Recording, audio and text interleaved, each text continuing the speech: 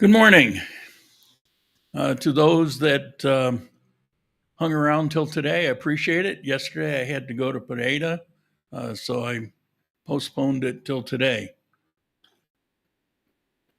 Um, I actually have a list of topics today. Let me see where that list is. Here we go. So today, this is what I plan. Do I have anybody watching? Not yet, but that's okay. A snake video, my KGB chase story. It's a little personal story. The Amazon jungle being sacrificed for the climate. The Colombian Coffee Federation. I'll talk a little bit about that because there was something that was in the news yesterday. And the Finland hero that I've mentioned a few times. That'll take up as much time as I can. So, because this is for me, a mandatory couple hours twice a week plus my coffee time in order to get put in my list so I can be monetized. If you're here and you comment, if there's any chats, I really appreciate it. It's a difficult thing to, it's like this isn't my general topic, and I've got to do these hours, and I don't really know what the hell I'm supposed to do, and so I'm winging it. And if you're there helping me along, like you have been so far, I really appreciate it. Yuka, greetings from Finland. Today, later, is about Finland. I'm going to talk a little bit about Finland, a little bit about the relationship going back centuries with Russia, and I'm going to talk about Mr. Simo. So it'll be interesting for me. Anybody else, I don't know. If you're here, feel free to jump into chat. Let's see. Let me open up the chat for everybody. All right. So I'm going to start off with a snake video. This really surprised me. I mean, it's not a big deal, I guess, but it surprised me because it's here in Candio. Nearest I can tell, I mean, it's in the local news. And I didn't know these things were even around here. But let me put it on. Presentation. Still learning my buttons here. And I have to start it. Oh! Ya, ahí. No lo dejen todavía, no lo dejen todavía. Cógale la cola. Bueno, métale. Cabeza. No, toca la cola. Espera, que yo en el medio. Ayúdame, por favor. Métela. Tápala. Está buena, consulado. ¡Oh! Ya, ahí. No lo dejen.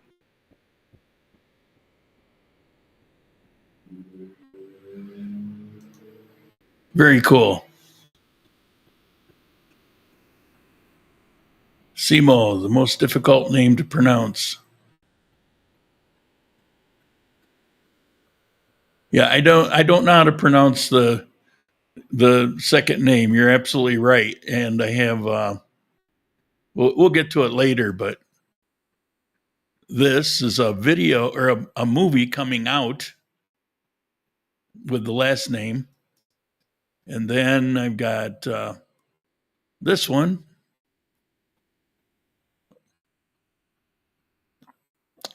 Anyway, we'll cover that stuff later. I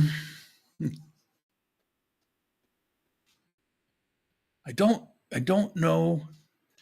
There's a weird thing. It keeps the people attending. I can see on the screen. I see the Rumble, and I can see the locals, and I can see the YouTube, X never shows the number. So I could see these. And so they'll jump to 0, and then they'll jump back to a number. They'll jump. It's very strange. Okay, so that's a snake. So I'm going to start off this morning telling a story about me. I don't remember the year. I'm thinking it was 1976. Rob, good morning from Fort Lauderdale. How you doing? Isn't that interesting? It was running the chat at the bottom. Now it's up at the top. I wonder if I can control that somehow. Okay. I was in Japan, living in Japan for a while, in the military, in the Marine Corps, with my, well, not much different haircut. And I had a girlfriend. Now, when I was in Tokyo for about 12 weeks, I was still in the Marine Corps, but I was about 12 weeks. It was classified as independent duty. I suppose I'll back up a little bit. I had become a bit of an expert on my helicopters, my brand. I'd done accident investigations, and I made a name for myself doing that. And I also could speak Japanese.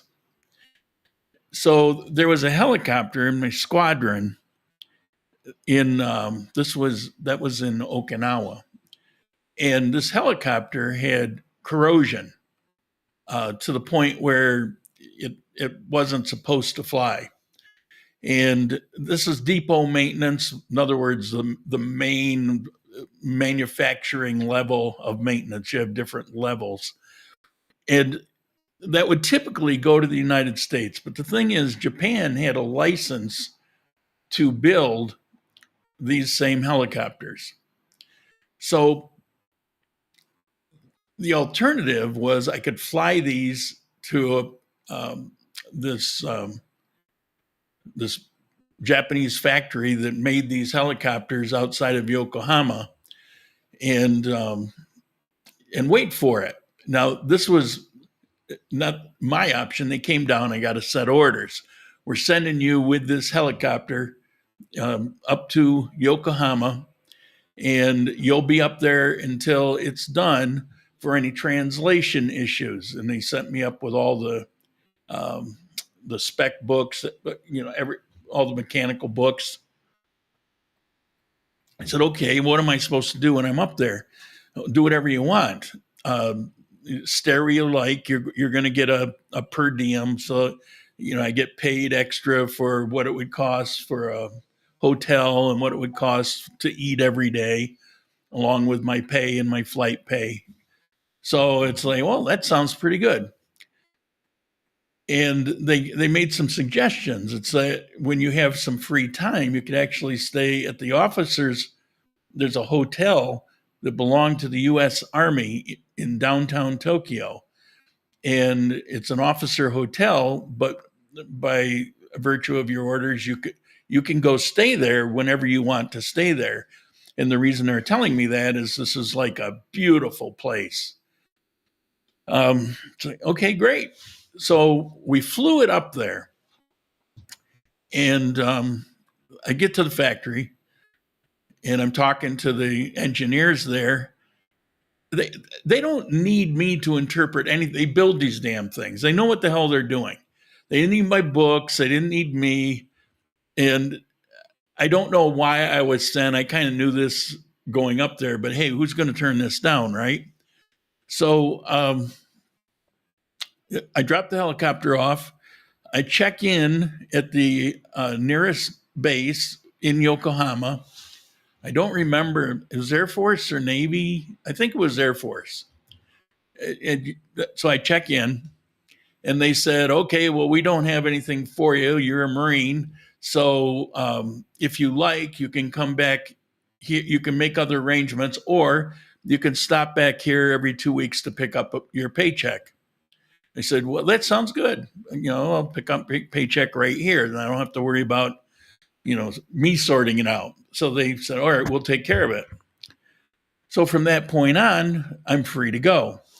So I go down to Yokohama and I go to Shakey's Pizza.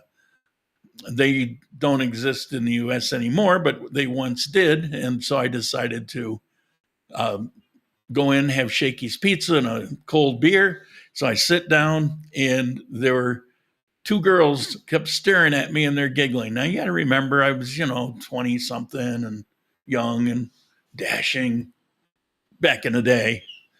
And so I invited them over. So they came over in typical Japanese. They're very shy and they're, doing their thing. And I pounced on one of them. It's like, hey, hang out with me. And well, I got school and they were both in university. And so I made a kind of a proposition with her to give up some class time to spend time with me because I'm going to Tokyo. I want somebody to show me around and like that. And so she agreed to do it. Her girlfriend, she's not cautioning her. She's like, So she takes me up. We get on the train. We go to Tokyo, and I go right to that hotel to check in. And it was stunning. It was gorgeous. The service was amazing. It was one of the finest hotels I'd ever seen, as a matter of fact. So check in, put my clothes away and, ready to go. So the next day, we decided to go to this exposition. She wanted to go. I think I may have this wrong, but I believe this was something that she had to do for the university and she was going to get credit for it. Greetings, my friend. 6 more days before arriving in Cordoba. Yeah, I'm sure you're excited. Visit that farm. Okay. So she needed to go to this exposition. I go, that's great. What else are you going to do in the daytime? So we go. I still have the brochure. From this exposition.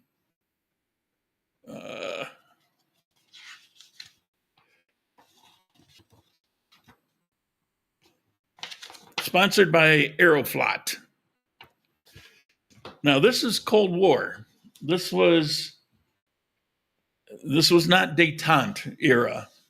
This was almost shooting war time period. And not very friendly, of course.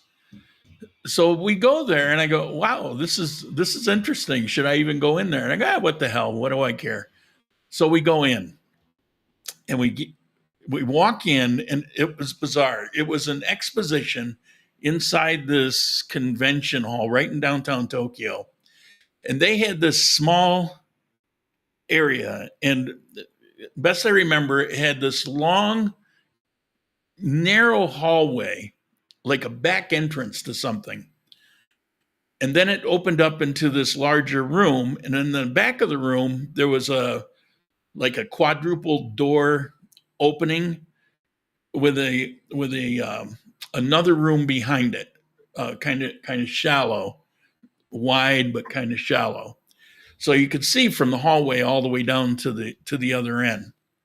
So I'm walking down the hallway, and the part of the exposition starts out. It's got these pictures hanging on the wall in the hallway that you're supposed to look at. Now these are like 8x10s. These aren't big posters. These are like 8x10 stuff in cheap frames and just kind of hung up haphazardly. They weren't lined up. I looked at it. And my first thought is, how unprofessional is this? So I'm looking at the pictures and they're showing farm tractors in black and white photos. I remember one made me laugh because it was so stereotypical. There's this farm tractor. It looks like it was from 1940. And there was a farm girl with a scarf around her head. And she was this massive farm girl And the stereotype of Russian women back in the day was that they were, stocky, they'd pull the plow, that kind of thing. Today, I mean, everybody, it's like, oh my God, they're all beautiful. We didn't know that. But this fit the stereotype. She looked like she should be pulling that tractor.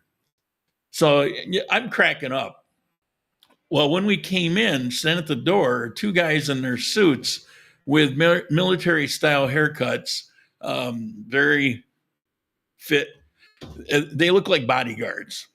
And so I start laughing, and I'm talking in Japanese and in English. The girl could actually speak some English. And so, I practice. And so I'm using both. And so they hear that, and one of them started following us. Not close, but I just couldn't help but notice. I'm in this small area, and wherever we'd go, he'd go. And so I'm looking at this stuff, and they were displaying like Soviet goods. There was, God, I don't remember. There were some kitchen appliances. I don't remember what there were. There was a mixer with a glass bowl. I remember that. And it all looked Art Deco. It all looked like from the 30s and 40s. And it's sitting, and it was just like a folding table, no cloth or anything, just kind of sitting there. Like they just took it out of a box and set it on a table, good enough. And so I'm looking at this stuff, and it was just cracking me up. This is you're putting your best foot forward. You're just saying, and you're in Tokyo. This is a modern, even back in the 70s, a modern city. And this is you putting your best foot forward. And this is stuff that they probably are throwing out to go buy new, here in Tokyo. Mr. Guy Black, how you doing? Greetings from cold and windy California. It's been a little cool here. So, okay. And they've been using the word winter here a lot, which they don't usually do. All right. So I'm walking around and look at this, and I'm mocking it. And I'm sure that wasn't appreciated.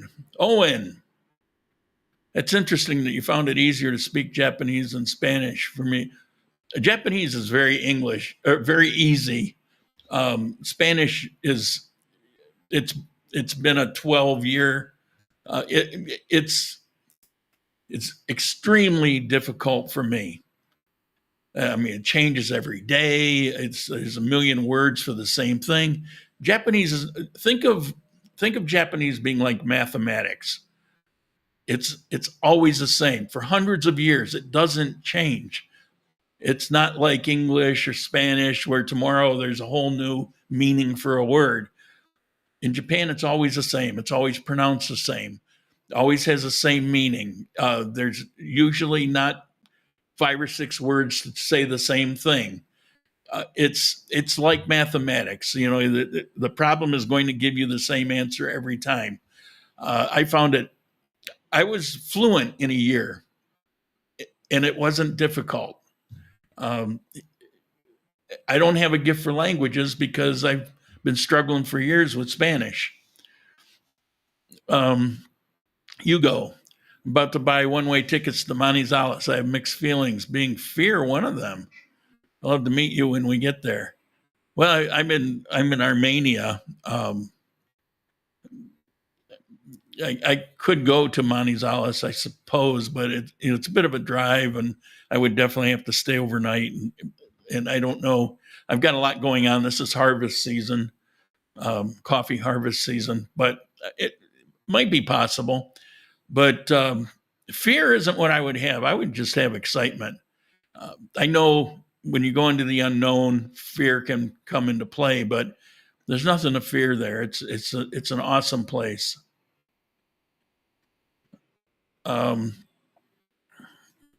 If you remind me when I'm running out of information later in this live stream, I will explain to you how to approach Manizales. So because it's very hilly, I'll explain to you how you don't have to deal with those, and you can make the visit much more comfortable. Okay. back on my tale of woe here. So I'm walking around and I'm being the wise ass that I am. I'm mocking these things out, and my tail is not appreciating it. And he left us for a little bit, go talk to some other bodyguard. Turns out there was a number of them there. All look pretty much the same. Look like U.S. Secret Service kind of. And then he came back and they started again following us around. Well, here's where the crunch time came. We get to that back room, and in the back room, in the center, was this folding table. I'm actually sitting at one very much like it, but it was longer. It was maybe a 10-foot folding table like you would see. You got the metal legs underneath and the collar that comes down to lock them in. Cheap table, you flip it on its side, fold the legs out. You know the kind I'm talking about, I imagine. Domo arigato, Mr. Roboto. Nihongo wo hanishimasu ka? Okay, so on this table is a display of perfumes. There was, God, this is a long time ago. I haven't thought about this in forever. It came up the other day, and I said, well, I'm going to talk about that. So some of it I'm remembering as I'm going along, but it was a display of perfumes. I'm thinking there was maybe 10 there. They were in glass bottles, and they were all a little bit different design, different color. As a matter of fact, at first I thought it was a glass making display, because that's what it looks like. But it was perfume. But here's the weird thing: they had display lights. Now these display lights were nothing more than table lamps with a cone on them. Just table lights. There's two. The cord for these table lamps ran in between these glass perfume bodies or bottles, and the light was turned. Here's a table, here's a perfume, cord comes through. The lamps were towards the front of the table, towards the end, and facing back on the perfume bottles. It was front lit. And the whole thing, it was preposterous. And I'm outwardly laughing now because it was so ridiculous. We're in Tokyo, for God's sake. This wasn't, like, a village of 500 people that you haven't seen anything modern and they're going to be impressed. It was ridiculous. I have no idea how this happened, but in one of the lights, the light bulb at that moment blew. Now, I don't mean it went out. I mean it popped. I'm sure these were Russian light bulbs and probably of all the same quality as of a Lada back in the day. But it popped. When it popped, the light fell over backwards off the front of the table. The cord followed it and took perfume bottles with it. Made a hell of a noise. They thought I had done it.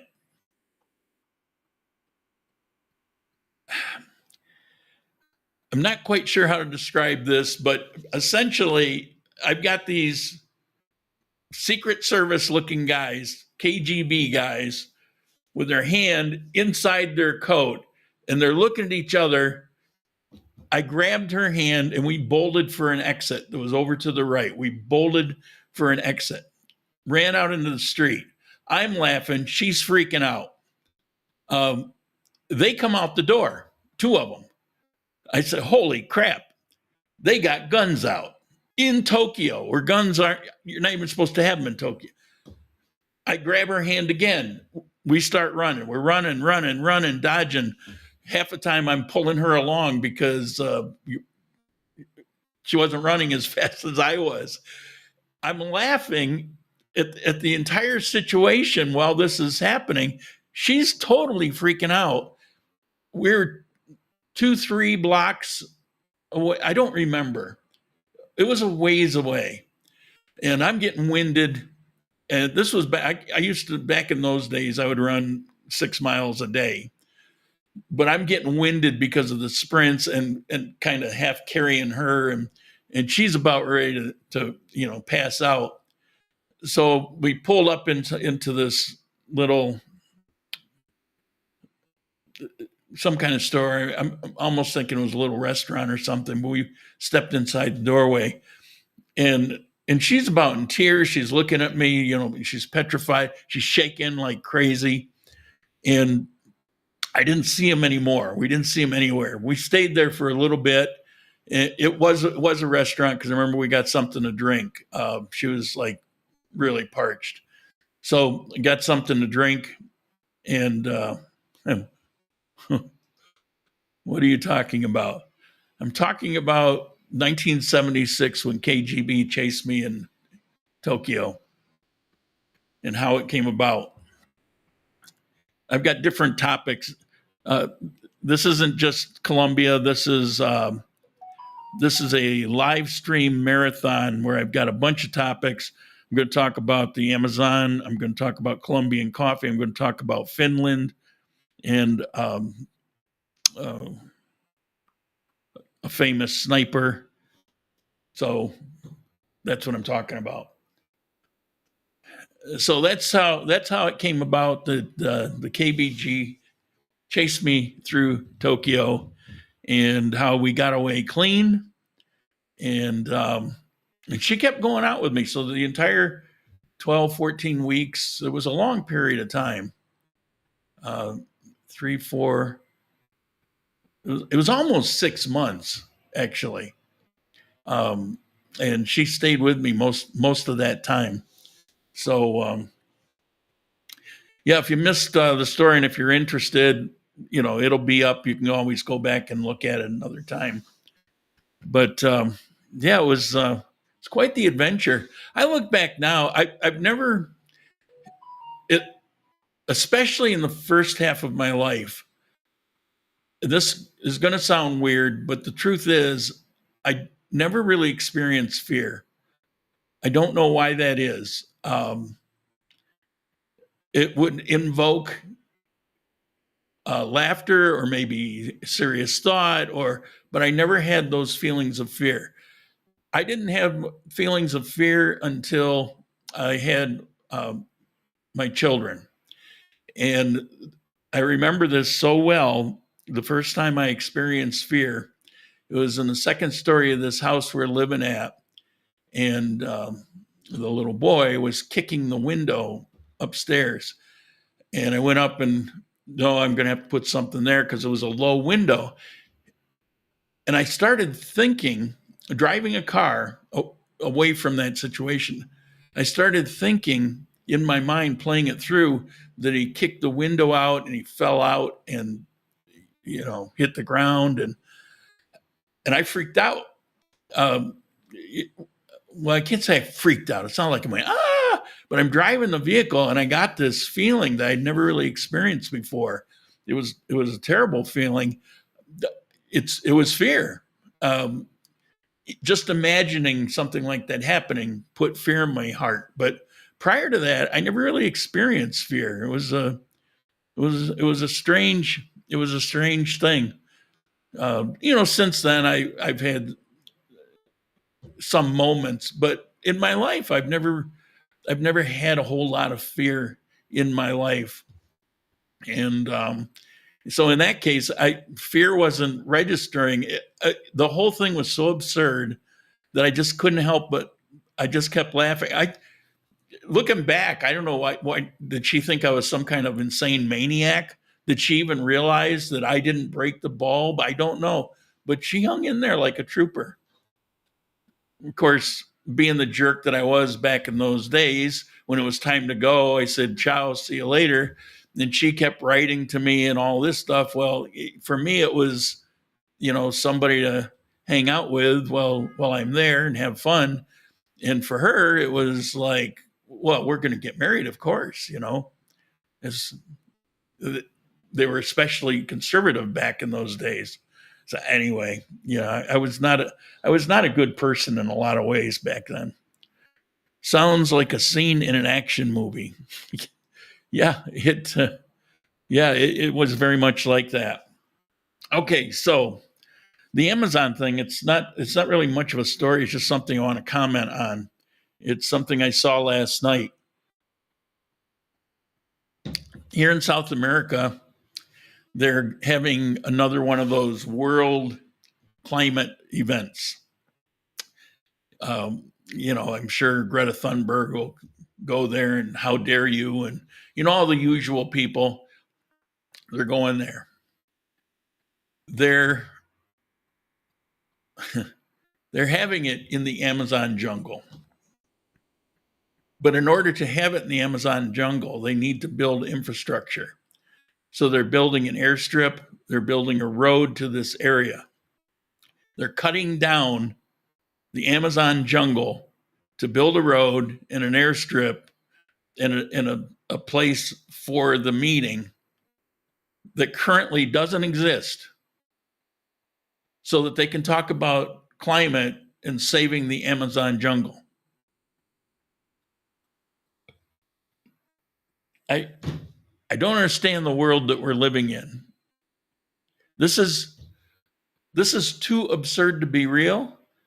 But I checked the story. It's real. It's actually what's happening. Awesome story. In 1976, I was also running back in Puerto Rico, but with Pampers on.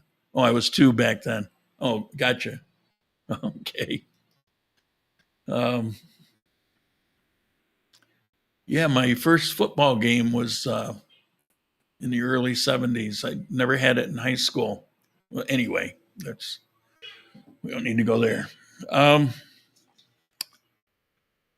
So, have any of you heard this story? Do you know anything about this? It seems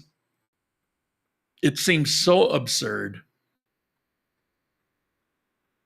Are none of these people, do they have no self-awareness at all? It's just crazy. Okay, Colombian coffee. What am I going to talk about on that? It was an article that I read yesterday. I have to find the, okay. Let's see. I go here and I go up. All right. Against the odds, where coffee production is booming. Now, there was a story out a few days ago about the price of coffee is skyrocketing because of crop issues. The 2 biggest producers of coffee is Brazil. It's almost entirely commercial coffee, lower grade coffee, and Vietnam, which is pretty much entirely Robusto coffee. For the delicious Arabica coffee that you're going to want out of any coffee shop and that kind of thing, Colombia is number 3 in coffee production, but it's number 1 in that kind of high-end coffee. Now, it's all Arabica in Brazil, but because it's such a commercial operation, it tends to be a different quality or lower quality, where Colombian coffee tends to be some of the highest quality. So what this article was talking about, let me, the part of it that was interesting, I'm going to read this to you. For Colombia, we had good conditions last year. Our coffee plants need to go through both hydric stress and sunshine, with a period of rain, which occurred well. Translation. Somebody explains the increase in Colombian coffee production is due largely to improved pest controls. Coffee production in Colombia increased, I think it was 40% versus the two biggest ones had decrease. Improve pest controls, adaptation to climate change. He says the country's growers are transitioning to climate pest resilient varieties developed and provided by FNC, that's the Coffee Federation Research Center. This is important to me because that's also the laboratory where I have to send my coffee to be tested out and proven. But there's more to it here. 87% of our coffee plantations are using varieties developed by Senna Cafe. 87%. They work on varieties. Well, let me continue reading before I talk more on it. They're developed with specific traits to make the plants more resilient to climate change, pests, and diseases. So rather than run out there with a bunch of pesticides and stuff like that, commercial operations will use some of that, but the family farms don't. Instead, they use varieties that are resistant to these problems. The varieties are not F1 hybrids. Those are rather quick, 3, 4, 5 year hybrids in the making. But instead, they're F5 varieties, which means it takes 20 years to develop a new variety. It's kind of a labor of love. Colombia, nobody else in the world touches Colombia when it comes to this kind of research. At the Coffee Federation, every farm is geolocated, allowing for precise tracking of the varieties planted. This detailed mapping supports replanting initiatives and help increase the number of new resilient varieties being cultivated. This is important because on my bag, did I put a picture? Yeah, let me show you. Here's my coffee bag. And if you look, let's see, it would be to your left. It says, it's got the Juan Valdez and the mountain behind him. That's an official sticker of the Coffee Federation. You have to go through a bunch of stuff in order to get that. The one below it is unique to Quindío region, but that's to guarantee the origin of that coffee. They know when they test that coffee, they know right to the farm where that coffee came from. Then the next one doesn't matter. The one down from it, trademark registered by the Colombian Coffee Federation. My coffee has to be trademarked, and has to be trademarked in the world market. They have a lot of requirements and controls in the coffee business here when you're dealing with exports, and mine is only for export.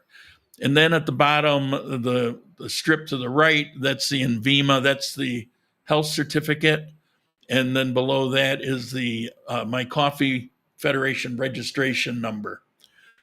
Those things are very valuable, very difficult to get. If it wasn't for the assistance of the Cooperativa here in Quindío, it might have taken me years to get those. Instead, it was a matter of months. I was complaining, but on the other hand, I got them. In 2024, for example, we replanted 90,000 hectares, which represents around 11% of the total coffee plantation area. This replanting effort ensures we have new, robust coffee plants that will help increase yields in the future. Now, they have to do replanting. When you plant a coffee plant, you don't get anything out of it for 3 or 4 years. So it's there, it's not making any money. It's 3 or 4 years. Then you get production for a number of years. Then it goes away. So you have to constantly be replacing these. You're not replacing all the plants every year, but you're replacing sections every year. And what they make sure is done is they're replacing so that they don't use pesticides and they don't have diseases ruining the crops, they'll take these varieties that are bred to be resistant. Now, the interesting thing is some of these varieties have become specialty coffees. They're not specialty coffees in the sense of like um, geisha and my favorite mocha or bourbon rosado. Those are natural varieties. But there are other varieties like Caturra, Tabi. These are varieties that the Coffee Federation um, over decades created to be resistant. But coming out of those is a superior quality coffee. So you're not only getting those resistance, but you're getting a certain amount of deliciousness with them. Now, I don't have those as special coffees to sell or for you to buy in my export business because I decided to stick with the original, the rare original varieties that I mentioned, the four big ones. But it's tempting to do these. I even thought about modifying because I could sell them for much less. They're more average price. Where the coffees I chose, they're rare, they're very expensive to grow, and they're very expensive to buy, and so they're expensive from me. Well, actually, my price is good for what they are. But if you think, well, I'm just getting a bag of coffee that should be $10, well, it's not. It's something else. But these other coffees, which are they're special coffees and they're very delicious. I like Tabi. Caturra is delicious coffee, and they're specialty coffees in that they're just recently starting to bloom and produce, and so it's only a smaller percentage of the coffee harvest are what these are. Of course, in the future there'll be more and more and more of them. So I thought about it so that I could have, coffee to export that's more of a normal price that you would expect. But then I said, nah, I have to go back and I have to re-register everything, go through the whole process again. And what I'm really interested in is getting people to be able to taste something that sitting in the United States you would never be able to unless you use somebody like me. And there's not a lot of people doing this because it's expensive. It's more of a hobby business, I guess, for me. You check the chat here. Juka, 1976, Mao Zedong died, and I had my military service. Brings back memories. Your Japan adventure was cool. Did I get it right? You have children? Well, they're not children anymore. Long since grown, but yeah. I try not to get too personal on those kinds of things. So anyway, Coffee Federation, we're the only country in the world with an organization like the Coffee Federation, which oversees every coffee farmer in the country. Now they're independent, but they're part of it. They're seen as what it is truly a huge asset. They're an assistant, so they oversee, but they're not controlling. The only thing they control is certification. So if you want to export, you got to jump through the hoops. If you're selling coffee within Colombia, it won't bother you. So coffee farms that don't want to go, hold on. I think this is my, hello? Yeah. Okay, gracias. Poco tarde. Gracias. Ciao. That's what I thought. I have a package downstairs. Okay. Yeah, we're doing business here. We've been doing this for almost a century, and it's now part of the DNA of Colombian agriculture. The Coffee Federation is so sophisticated in Colombia. It's just crazy. It's the number 2 export, oil being number 1. Of course, sometimes it's actually number 1. But it's a huge part of the culture. It's a huge part of the income, and they put a lot of resources in it. They just announced a fund that amounts it's millions of dollars to help the smallest coffee farms that are struggling to get going, to come in and help fund them, to get them the right varieties and help them get set up and give them advice as a grant. And those things tend not to happen a lot in Colombia, but when it comes to a coffee farm, there's a lot of help there for you. This is off the website for the Coffee Federation, the licensing process, so that you can use that logo. You have to record the business that's doing your roasting. It has to fit a certain set of requirements, which requires forms. And then you have to send in all kinds of, you fill out forms, legal documentation, licensing, your tax information, all that stuff has to go in. Your request to them about what it is you want to do, and you have to spell it all out, kind of like a business plan. And then you have to apply for the origin designation, which is a whole separate thing, and you have to prove out your source and what it is, and they verify it. Then it goes in front of a committee that deals with the trademarking and patents, and you have to apply. You have to have certain things. You have to have a website that fits a certain parameter. As a matter of fact, I tried to use GrandColumbia.live, couldn't use that one, didn't fit. Coffee Time Exotics does, so that's the official one. So you have to do that, and your coffee business, it has to be submitted worldwide to well, there's a list, basically a library, and so they check that. So my coffee business is registered internationally. There's no other with this name. And then you have to basically attest to certain things because you signed an actual licensing agreement. So you're bound legally to operate a certain way.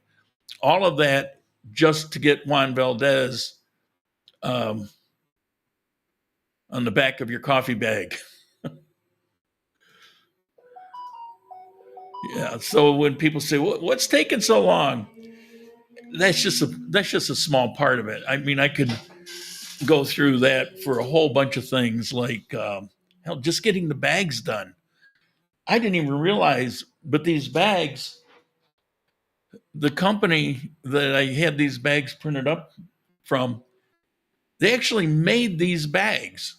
They buy the material, and then they have machines that create the bags and put the valves in them and the ties, and they spray it with some kind of sealer on the inside that that's food grade protection. They spray the outside after the print. It's crazy. I didn't even know that. I found that out yesterday when I got a letter from the print outfit apologizing because they missed the deadline by like 20 days. Of the latest we'll have it to you would be February 1st. Yeah, well, it was almost March. And so they sent me a 2-page letter explaining every step of the way of what occurred and where the breakdown was, and their endless apologies. So do I get free bags next time? No, they don't do that here. But I appreciated the information. Okay. That's it for the Colombian coffee. Let's talk a little bit about Finland. Man, I don't know what I'm going to do for the second hour. Yeah, we got all right. So let's start off with Finland. Here we go.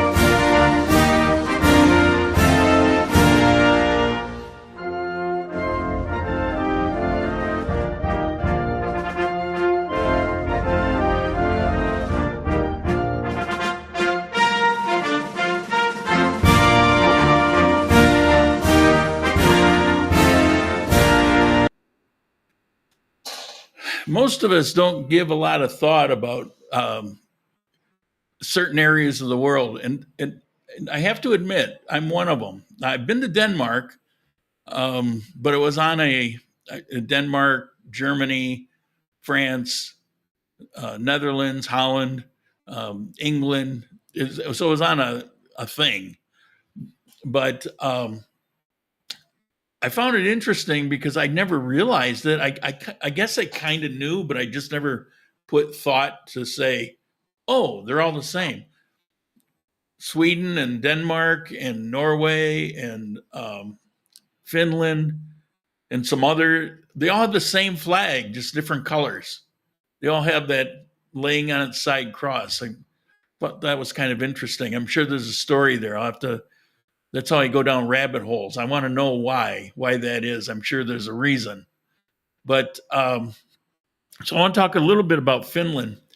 One thing that jumped out at me, it's not a gigantic country. Well, I got a map here. We'll take a look here.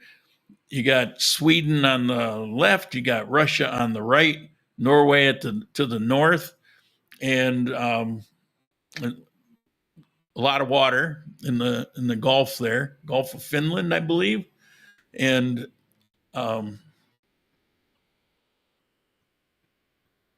if you look, you can see it. There's 180,000 lakes.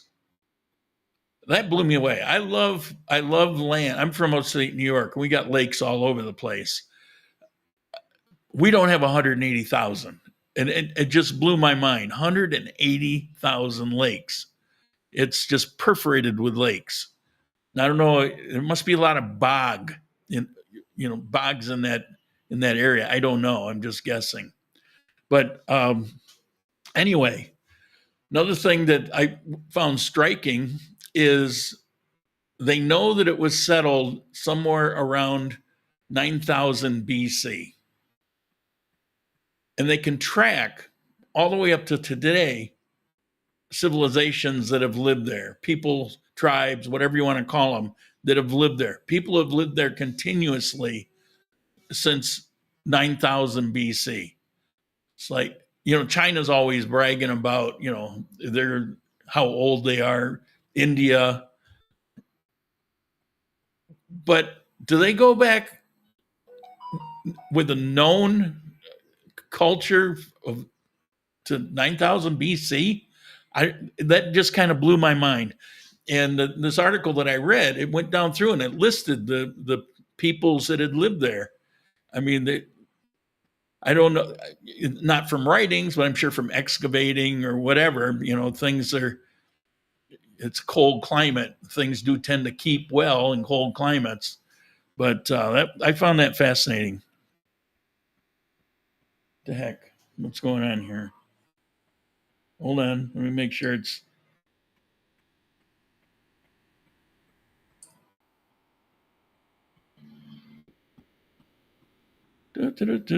Sorry. Because I had that delivery, I have to make sure there wasn't some kind of problem. Okay, so since the Crusades, which would have been, around 1200s, Sweden took over that area, and it was under Swedish control for hundreds of years. Swedish is one of the languages, and from what I saw in a YouTube video once, they're very arrogant about being Swedish, like they're superior.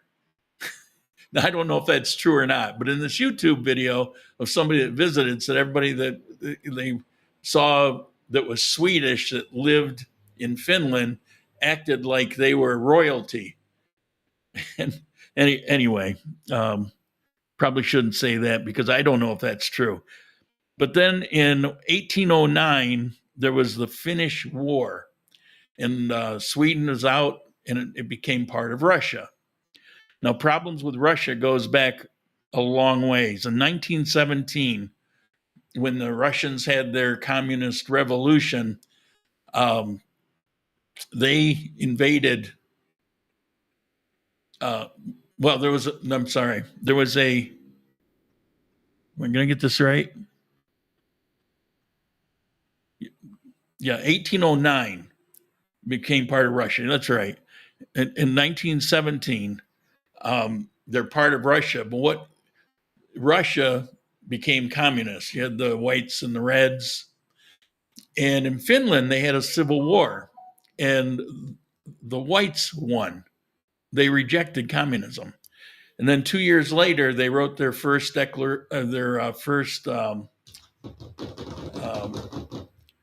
what do you call it? Charter. They became a republic, independent republic.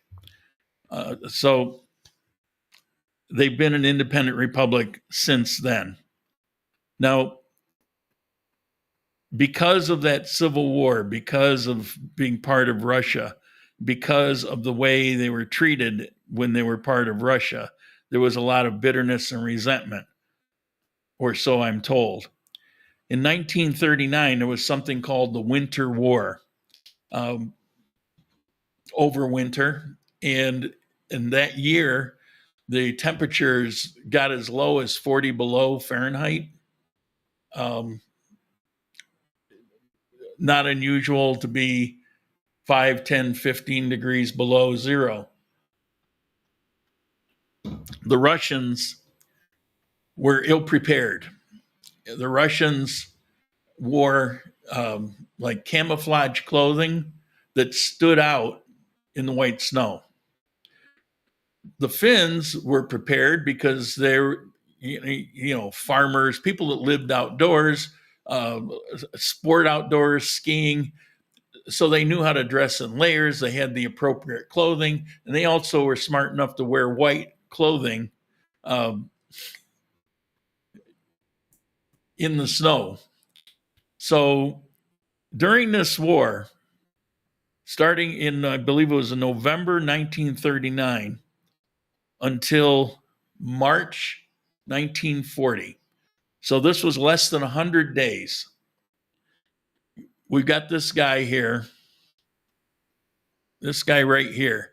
Now, the picture in the front, his face is disfigured.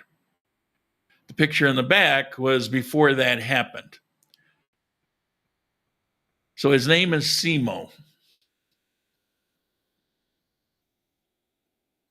Hold on here. Let me check chat.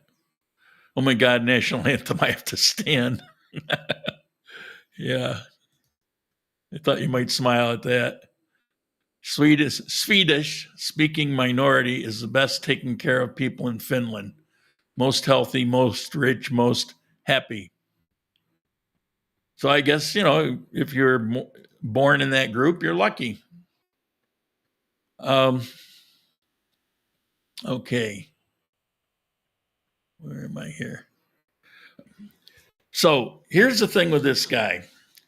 It's a nickname of the White Death. Now, in 1939, Finland was allied with Nazi Germany. And from my understanding, they were allied with Nazi Germany because of the Russians, because of the hatred of the Russians. The Russians, of course, they want to invade Finland because of the water access and all of that. This guy, his nickname was the White Death. His rifle was a Mosin, but it wasn't even an original Mosin. Now, I don't know. It could have been equal quality. I don't know, but it was a uh, made in Finland. It was a copy of a Mosin. Mosin's a pretty good rifle for in its day, as far as being accurate. Fired a 7.62 round, so it's pretty good sized round. We still use 7.62 in the military. The M60 machine gun is a 7.62. When I was in the Marine Corps originally, I had M14 rifle. And the M14 had a wooden stock and fired a 7.62 round. And then we went to the M16, which fired the one you know today, the 22 caliber. So anyway, he had a Mosin. Well, here's the thing. He was a sniper. His Mosin had iron sights. He never believed in using a scope. He didn't want to use a scope because this was cold weather and it could frost up, it could fog up, it could be very problematic.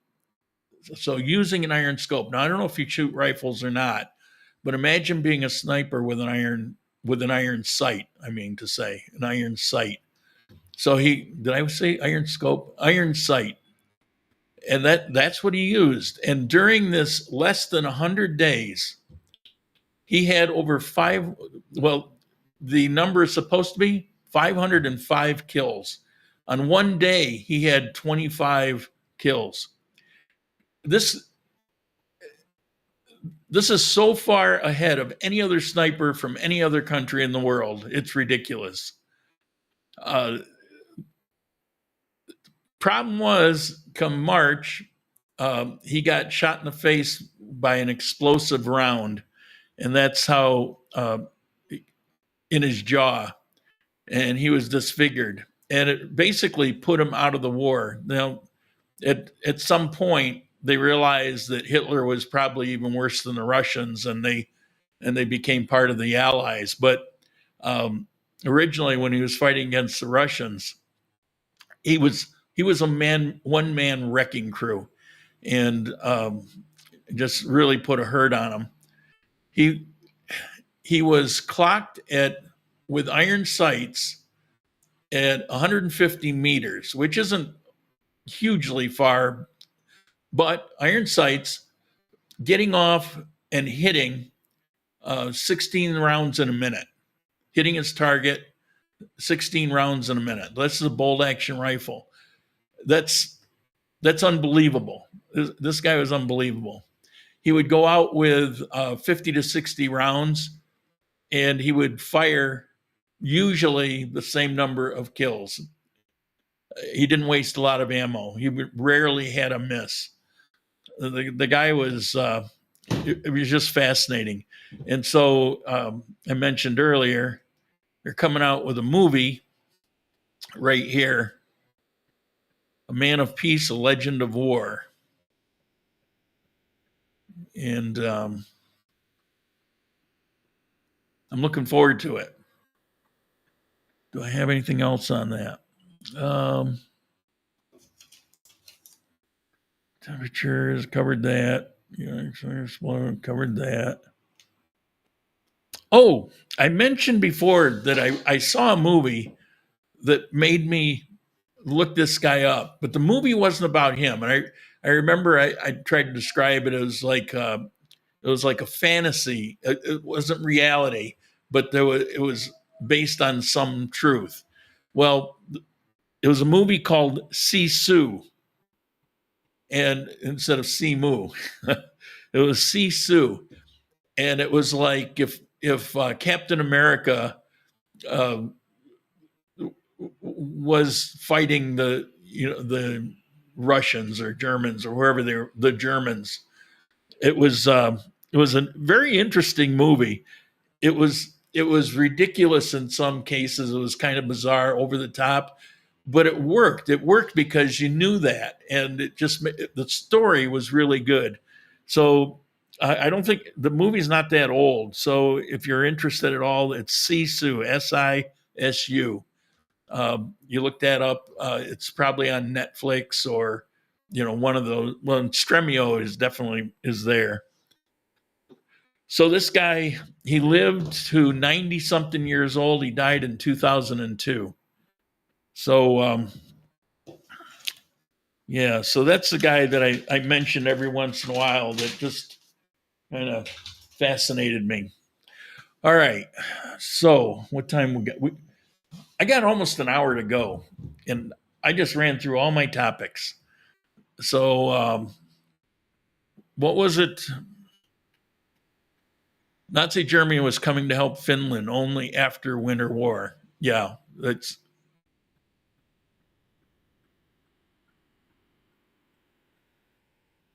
But I must say your facts are well checked. Well, thank you. Sitting here with barely scribbles, you're getting those halts and pauses because I don't want to say things wrong. I know I do occasionally. I'll get something confused. I'll put something ahead of something else. But this isn't a classroom. This is just me talking. So that's how life works. But I try to be accurate. Let's see.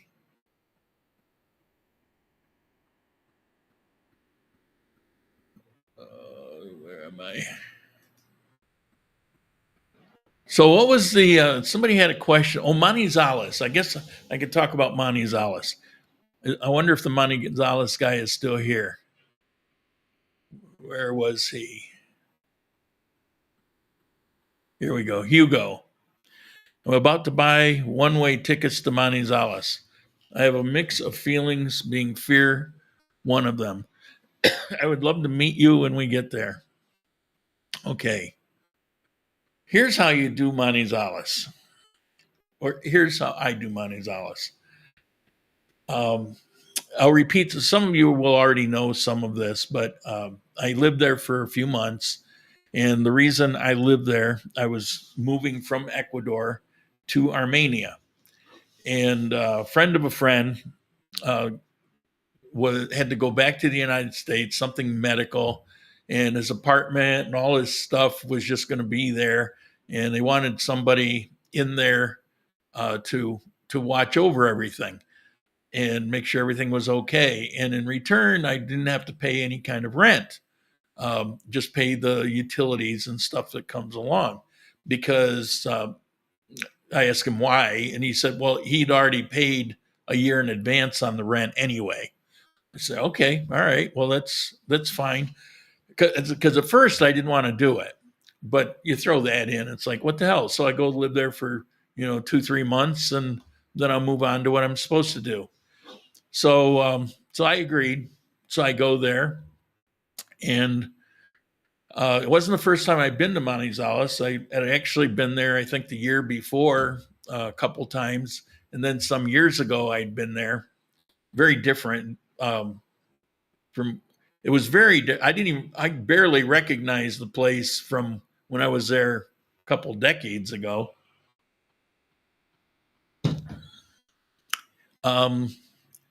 Hold it. One of those ad reads jumped up, and I was going to try to capitalize on it. Andromeda Surfer. Hi, Lauren. Just came in. Welcome. Struggling for topics, so help me out. Okay, so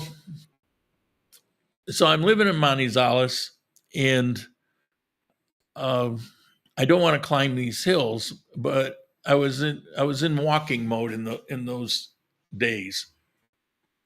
My health was pretty good, and I like to go out and walk. Recovering from cancer when I was in Ecuador, the way I kind of got myself out of it was I kept pushing to walk every day, because when I first got there, I couldn't even walk half a block. And then I had a breakthrough in Azogues, went on some visa stuff, and I just started walking. I ended up walking for 2 or 3 hours. And so then I kept trying to do that because I'd been in bed for a couple of years, and it's very difficult to recover from that. So I got into walking. So I go to Manizales. I want to walk. I don't want to walk up and down these steep hills.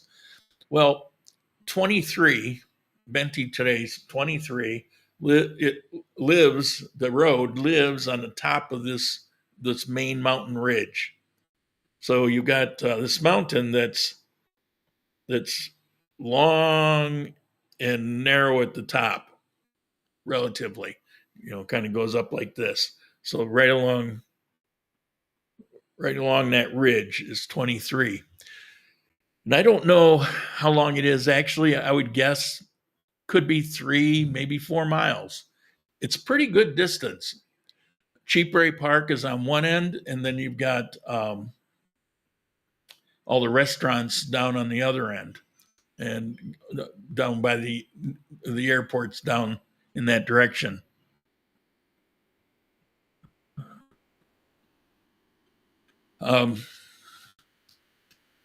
Well, on 23, it's relatively flat. You can walk from one end to the other, and you get little grades and stuff, but it's a comfortable walk. As long as you're not out there, in the afternoon when the sun's out, but if you get up in the morning, you go out and walk around till, maybe 1:00, you can be out there for hours, and it's comfortable, even though you've got a somewhat high altitude, 7,000 feet. It gets exponentially worse as you go up. 8,000 is as bad. It's like twice as bad as what 7,000 is. 7,000 is not bad. You'll feel yourself a little winded. I look back at some of my videos, and you could hear me. I'd be walking, and you could hear, and it was funny because people were asking about that Life with David video from last week where he's in Manizales, and I noticed in there you could hear him in the video catching his breath.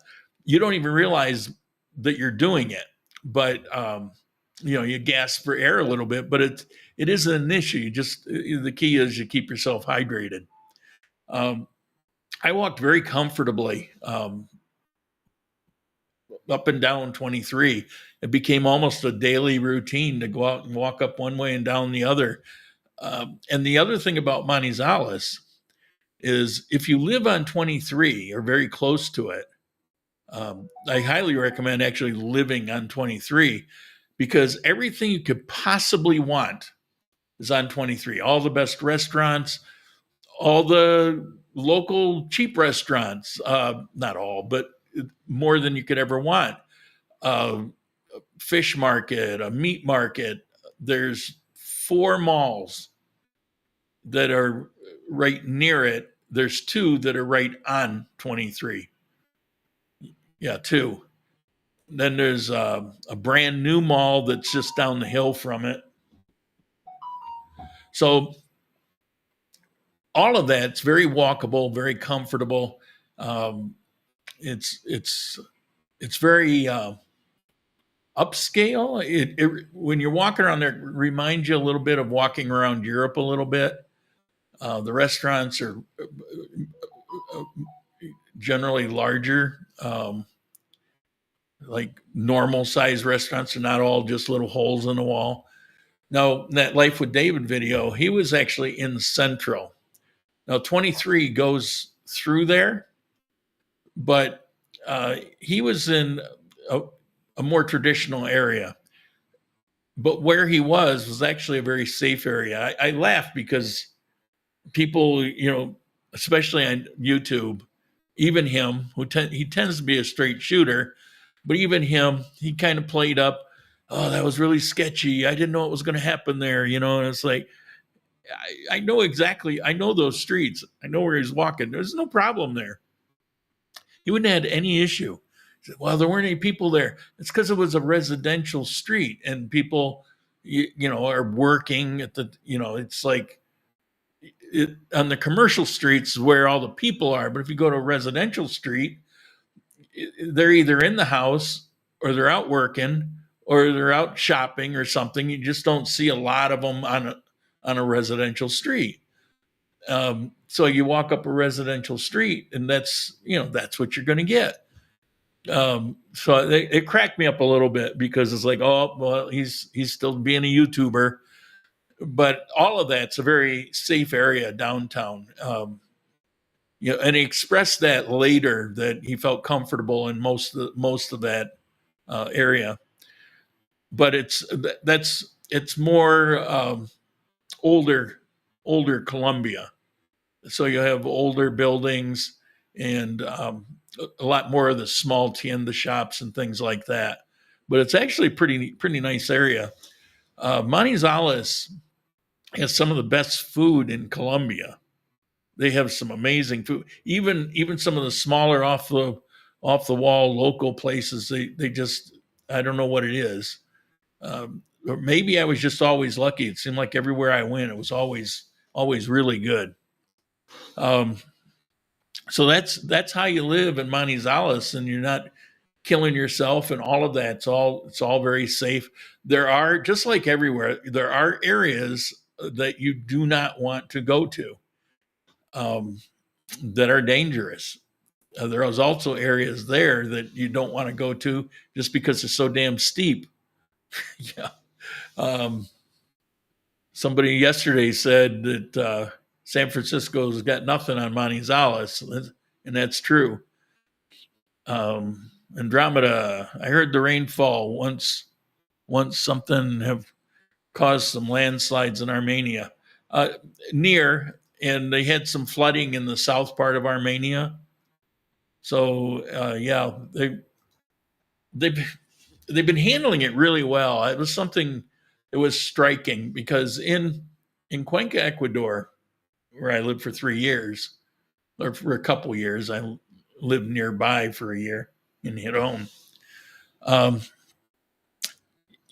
In Cuenca, Ecuador, every year they would have floods, same places, same area, over and over and over again. They would do nothing about water management. You would think that after decades of experiencing the same floods in the same place, the same way, the same rivers that would overflow, you would think that at some point they would do something to mitigate it, but they don't. This year, same thing. This is a particularly strong rainy season. You got La Nina. We're getting extra rains. And in Ecuador, there's unbelievable mudslides, closing off roads for weeks at a time. Right in downtown Cuenca, you got river overflowing. They had some 16-year-old kid get swept away, and the same places are flooded. I mean, you could go back year after year, same thing. Well, here it almost never happens, but the mudslides, they would report a mudslide, and the next day in the news they'd say, okay, it's all cleaned up, it's taken care of. They were just on it in the flooded areas in the south. They were on it, cleaning it up, creating new paths for water to drain it off, and it's like it's a world of difference. I swear, in Cuenca, Ecuador, they just, it's just what happens, And here it's like, well, yeah, it happens, but we're going to do something about it. There's so much more thought and creativity and energy in things here. What we got here? On some of your past videos, your advice has always been to find apartments by walking barrios of interest and not to use agents or websites. How much higher are posted prices online? They do tend to be higher, but it's not about the pricing. It's about, if you deal with an owner, you're dealing directly with the owner. You can talk to him, you can negotiate with him, you can create a relationship with him. You can sense who it is you're renting from. If you get an agent, and most of the things that are on the websites, most of them are agents, whether they say it or not, or pseudo agents. You can have a legitimate agency, like here in Armenia, there's a couple. I experienced one of them and did some videos on that process. Wouldn't do it again. It just told me that my advice was good. I should have taken it for myself. But I wanted to do the video rather than just repeat what other people are saying. I wanted to know firsthand. and it cost me to do that. It was kind of a mistake, although I'm making the best of it now. I'm still living here, um, going into my third year, as a matter of fact. So you deal with an agency, and the problem with them is if it's a legitimate one, they won't negotiate at all, even if the owner would have. They're not looking out for the owner's interest. They certainly aren't looking out for your interest. They're looking out for their own. And it's very difficult to operate that way. Plus, they have some built in kind of scams. The big issue isn't so much going in, because if you do a little homework, you know what you should be paying and all of that. And so you could say, all right, well, that's okay.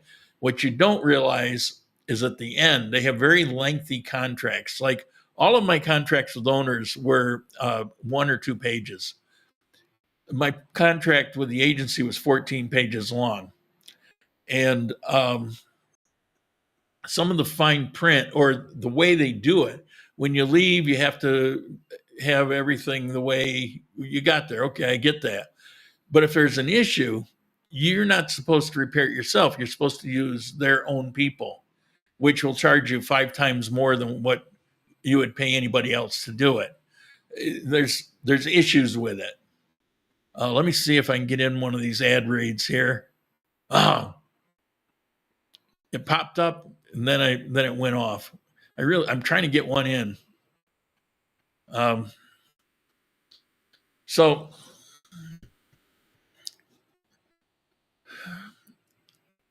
dealing with an agency is setting yourself up for failure. The advantages are a lot of nice places owners are using agencies. Partly because they don't have to deal with it. They don't have to face you because you're getting screwed. You know, it's like I've never even, well, I can't say that. I never would have met the person who owns this place, except I accidentally ran into him because of something in the parking garage. And he was talking to the guard, and I happened to be walking up on the guard, and it had to do with a parking space right next to mine. And so the guard asked me about it, and I said, "No, mine's 73, so it's not me." And then I found out that he actually owns this apartment. So I kind of met him, but they like that anonymity, plausible deniability. And then you have the so-called agents, particularly beware of the English-speaking ones, that they're not actually agents. Anybody can go to an owner and say, "Hey, let me see if I can unload your apartment for you. Do it without contract or whatever." And there's one here in Armenia that if it's an apartment for 2 million pesos, he's going to tell you it's 3 million. And so for every month, he's going to pocket himself $250 extra, for that entire year. It's insane money, but he preys on people that don't know the market, don't know any better, and he acts like he's making everything so much easier for them. And so they just go along with it. I've run into a bunch of people now who gave me the same story. The first time I didn't repeat it, but after I heard it 3 times, I started talking about it in these. And since then, I've heard several more. So you have to be careful of that. So dealing with the owner, it's just it's pretty good. But I will say that whatever you're going to do in Colombia, if it matters to you, make sure it's in writing. So if you have a rental contract, for example, it's typical here for them to try to get you to give 2 or 3 months notice before you leave. Well, that can be kind of awkward. I don't know that I want to leave 3 months before. And if you miss that deadline, then you're automatically locked in. Well, so with owners, I have always had them change it to 1 month notice, and they've always done it. But I always saw like 3 months notice, and I'd have to make a change. So you have to go through and and actually give it thought, because when it comes down to it, if it's not in the contract, it won't exist. And if you have an agreement and a handshake, it doesn't exist. That counts for nothing here. So definitely keep that in mind.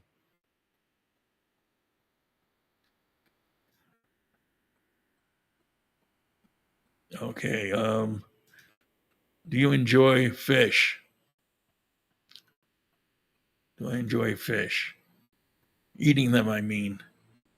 My favorite fish was always haddock, and cod is a close runner-up, very similar. And we don't have those here. You know, I always say, well, there's nothing you can't get. I should revise that, except haddock. King crab legs and haddock. Can't get it here. Never seen it. Actually, I found a place that ships in crab legs, so I can't say that. But the haddock, I've never seen it. Tilapia, I won't eat it if it's out of China. I never should have watched that video. It's so disgusting.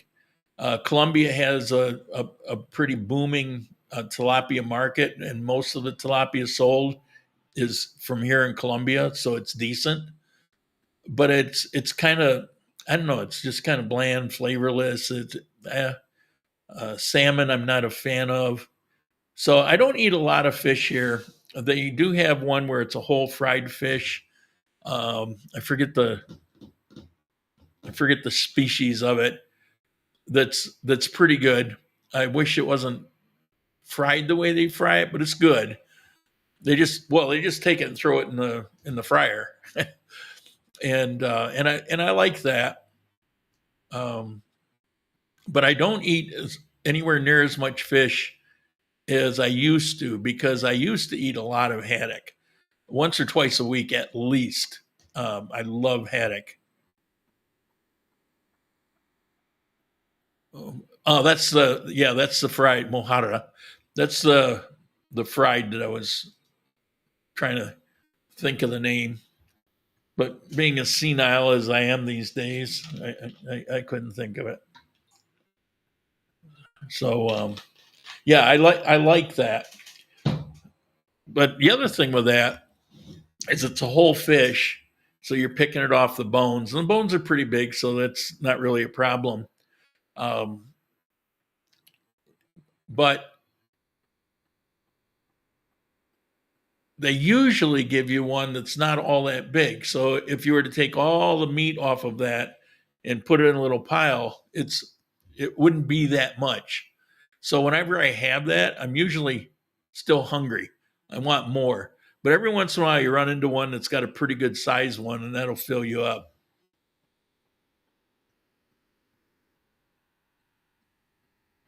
In Condillo, it's typical for the sky to open up with heavy rain, but just a few hours later, it's like nothing happened. Oh, well, yeah. It depends time of year. But yeah, we tend to get rain every day, and I see it as a blessing, because that's why it's always green. We always have fresh water. We don't have forest fires, because we get rain every day, and we don't usually get this time of year a little bit, but we don't usually get hours of rain. We get, like maybe a 15-20 minute shower, and then tomorrow we'll get a 15-20 minute shower. That would be the more common thing that we have.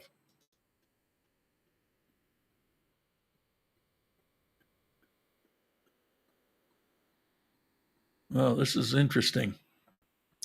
I'm looking at my dashboard. Give me a moment here. I click on something and all my YouTube stats vanish. That's crazy. All right, I'm going to see if I can do an ad read here. Let's bear with me. It takes time anyway. All right, this sponsorship is from Rumble, one that is incredibly important to the survival of the company. And it's becoming important to me too. When Rumble first started in 2013, they built the platform for the small creator. They didn't censor or have biases. They were fair and treated all creators equally. No one thought platforms would censor political conversation or censor opinions on COVID, but they did. Facebook admitted they fell to pressure from the Biden Harris administration. Rumble did not. They held the line.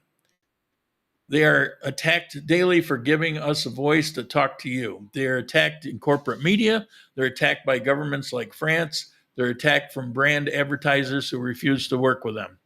Corporate America is fighting to remove speech. Rumble is fighting to keep it. Rumble won't survive with brand advertisers. They don't get much of it. Watching our show on Rumble is the most they can ask from you. But if you really believe in this fight, if you have the means, one major way you can help Rumble survive is by joining the Rumble Premium. Join the community that believes in the First Amendment and believes in our human right to free speech. Rumble is offering $10 off with a promo code STUDIO when you purchase an annual subscription. Go to rumble.com/premium and use promo code STUDIO. Like I said, if you have the means and believe in the cause, now is the time to join Rumble Premium. If you don't have the means, we're just happy if you watch us on Rumble. It was kind of lengthy, but I'm headed in that direction. They've dropped they now have it monthly, and it's $9.99. You get rid of the advertisements, and there's some perks in doing it. Thank you for bearing with me while I read all of that. That was a particularly lengthy one, but I don't know. I'm going to push this platform as far as I can to see what I can do with it. But I'm enjoying the features. They keep adding new features, like even little ones like this. I used to have that, and then I didn't have it, and Rumble didn't have it. Now I've got it back, so it's pretty awesome.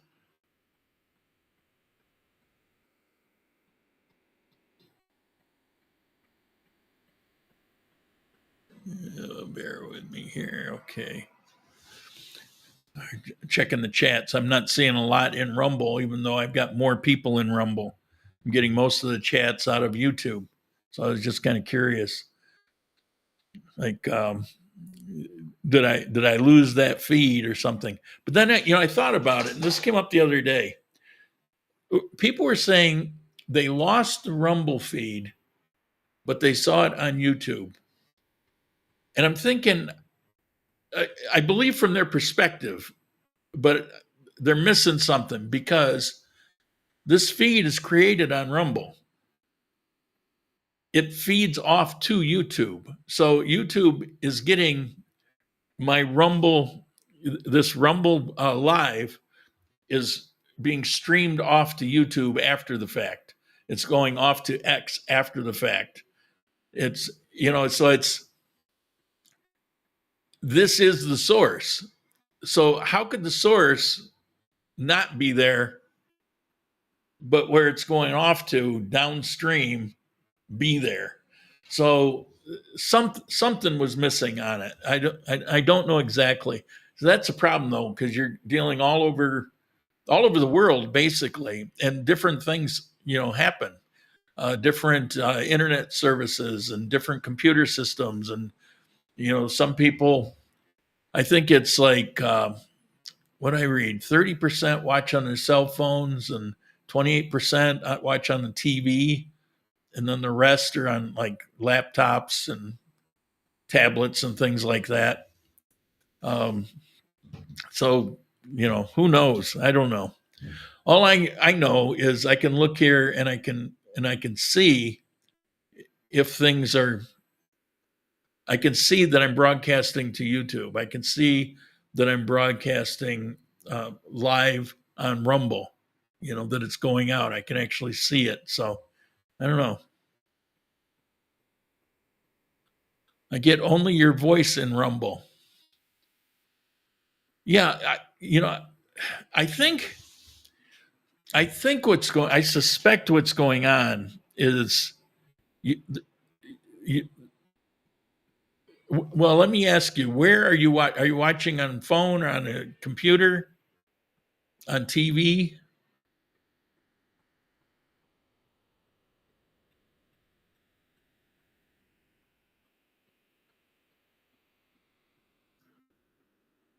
The feed goes out, but viewers are trying to get in. It was likely an issue connecting, not broadcasting. That that I can understand. That was the other day when they were having the denial of service, and that makes perfect sense. We're in here, we're broadcasting. Those of us that are, is no problem.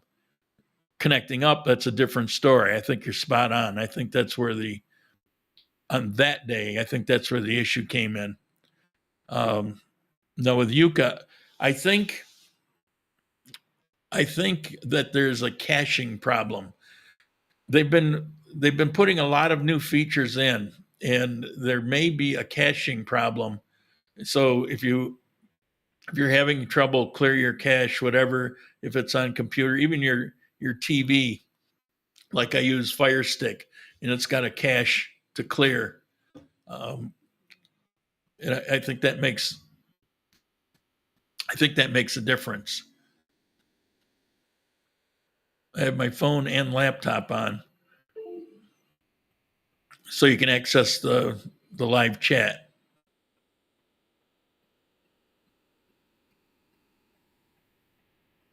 I've got you live on YouTube and Rumble on laptop as we speak.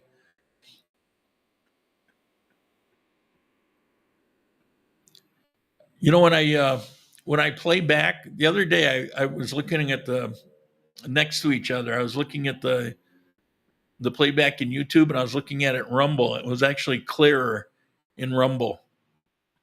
You go back a year and a half ago, that wasn't the case. The reason I did that is I had read an article a while back about how Rumble has now surpassed streaming quality of YouTube. And so I remembered that. I oh, let me look. And it's like, yeah, well, it was better, at least on that day in that case.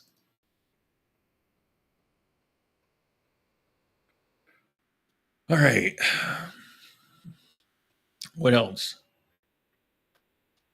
Got to try to go about 20 more minutes. What can we do? Anything? Is there any kind of news we can talk about? That ad seemed a little political, didn't it? I don't know. It was true. It was true. It's just, I don't know. You get tired of politics. Because nobody wants to be honest about the politics. Nobody wants to admit what's right and admit what's wrong. You know, they just want to repeat what other people are saying, even though if they would step back and say, "Oh yeah, maybe I don't agree with that."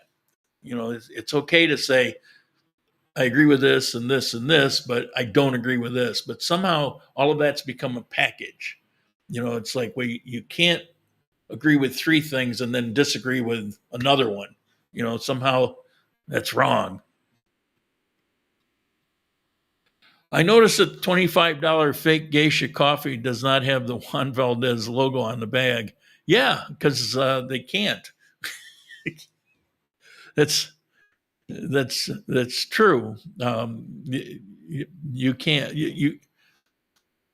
Well, the one I was talking about was actually 25,000 peso here in Colombia, because a, a typical bag of regular, very good coffee right now runs about 32,000 pesos. And this guy who is supposedly selling geisha was selling it 25,000 pesos. So he was selling it as like the lowest grade coffee. Well, it's because I have my own farm. Well, if it were your own farm, you would know that you can't grow it for that kind of money. So you're going to go out and start promoting your coffee by making sure that you lose money on every sale. It's expensive to grow the specialty coffees. I explained before, you know, the regular, oh, what do we got here? What is that? I don't know what that is. Must be an example. The regular coffee, just your typical Juan Valdez Typica coffee or something along, that's a variety, not typical, Typica. Delicious coffees, medium roasted, far better than your average coffee. Those are the kind of that's your general good quality commercial coffee here. Small farms, that's their bread and butter. And if you walk up and look at those plants, you'll see the plants are maybe 2 to 3 feet tall, kind of bushy, and they'll have a zillion of the coffee cherries growing on them. And it's just one after the other, and it's just tons of them. Then you walk up to geisha, plant's half the height. It has half the beans on the plant. They're fewer and further, they're probably in a small area, maybe with a little shade. When they harvest, they'll get anywhere from a quarter to a third of the amount of beans they would get if they had actually planted with the regular type of coffee. They also take more care because they're not bug resistant. They're not the rust disease, which is a problem with coffee. So you have to take a lot of care, almost daily care of these things. So you have a lot of manpower and a lot of care, and they take up, the same amount of land, but produce a quarter, a third of the beans. So tell me how you're actually going to sell it for less than you're selling your regular coffee. It's insane. You have to sell it for double or triple what you would sell the other coffee for because of the expense of growing it, for the amount of time you have to put into it. It's why it's expensive. So, this guy who's like, he's talking to people that don't know any better, and you see this all the time. I go into coffee shops all the time, nice coffee shops, and they'll have on display these coffees, not necessarily theirs, but somebody came in and said, hey, this bag, it's geisha, and this bag, it's bourbon rosado, and here. And they're selling it for, 35, 45,000 pesos. There's no way. And then if you look on the bag, it's like there's no verification whatsoever. And as I explained before, how I found out was I bought some of these and I came home and I was tasting them. And I go, wait a minute. This tastes just like coffee. So then I'm comparing them. And I had a geisha that was an actual geisha that was it cost dearly. And I compared that with these fake geishas, and it's night and day. There's no way.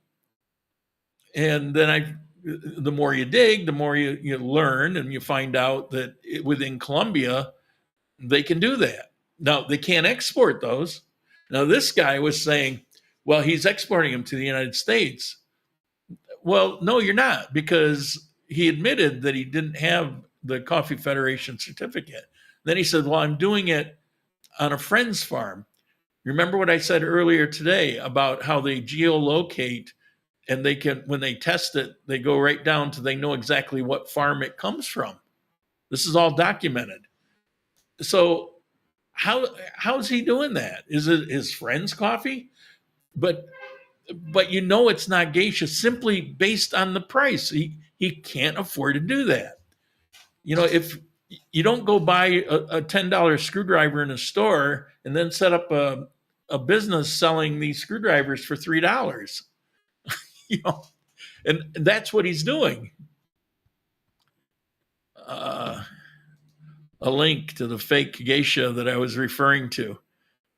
I wonder if I can copy and paste that, if it's going to let me.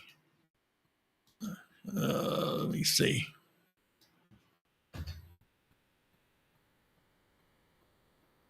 I think this is the guy I was talking about.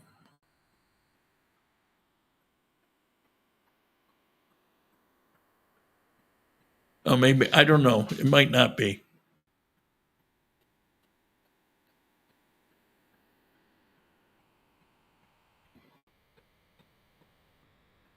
Yeah, not a word of it. Nothing on the website.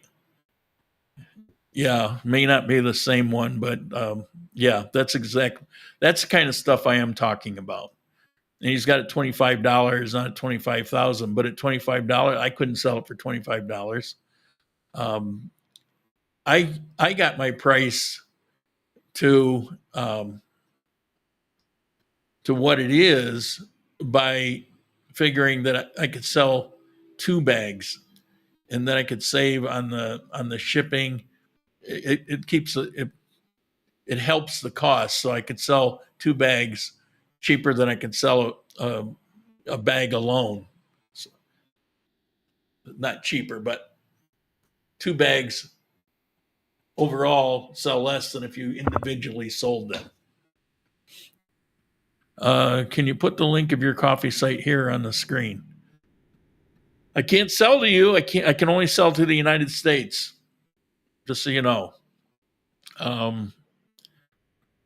But I can, if I go to the banner, here it is. There. CoffeeTimeExotics.com. Yeah, when you like I say, they control everything. And you have to register every country separately. Because a lot of things come into play. Some there's tax, some there's not tax, and there's all kinds of things. So you have your set of rules that you have to go by. And it was so overwhelming. And 40% of the market out of Colombia is the United States, by far the largest. They're twice the next source of sales. So I figured, well, I'll go with the United States. My goal was initially I wanted to do England, Japan, and the United States. I know both of those other countries. They're very big coffee culture countries, and I thought I'll start with that. But then when I got all the paperwork and the expense and it was like it was overwhelmed. No, let me just start with the big one. Let me start with the United States. I know the market, and we'll go from there. We'll see how that works out. And so that's where I'm at. If I do Finland, I have to. It wouldn't be cost effective because I'm not a big company. I'm just me. If for me to start out in Finland, when you and a couple of your friends might be the only sales I would expect to see, it wouldn't pay for the cost of setting up to do it there. So that's I'm taking the most potential sales and keeping the cost of setting that up to the smallest amount, one, and and then maybe we can build off it eventually. They posted a link on the Gringo Paisa Medellin Facebook page about a week ago. Yeah, that could be the same. It could be the same people. I made on one of the websites. I made a comment. I asked him. It's like, well, how are you doing that? You don't have logos on your product. How are you exporting it? Because you legally can't. And I don't even know how they would accept it on the other end because you've got customs to deal with. And on my coffee, you saw the registration numbers, things like that, because it's legitimate. And they have a list. They have my company's name. They have my registration number and all of that. So they know exactly who they're dealing with. And so when it goes to customs, it's like, okay, go on through. how's he doing that? He's not going to go through. He's going to get caught in customs. So I don't know. Uh, I I don't begrudge people, you know, do business, make money, YouTube, selling coffee, whatever it is. I'm doing the same thing.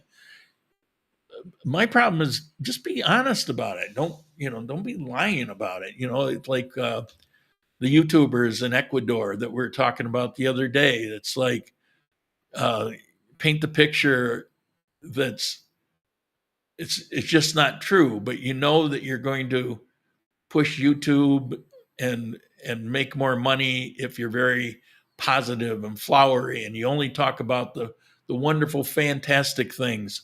And then you eventually don't have those, so you have to start creating your own. You start lying about it. So many YouTubers do that. That's why when people say, "Do you watch this one, that one?" I don't watch very many YouTubers because that's usually what I'll see. And they're talking to an audience that don't even realize that they're being lied to. And it just annoys the hell out. I don't even want to see it. It just pisses me off. There's a few out there like Afro Wahira. I really appreciate her and what she does, and she's completely honest. She always represents things the way they are, good or bad.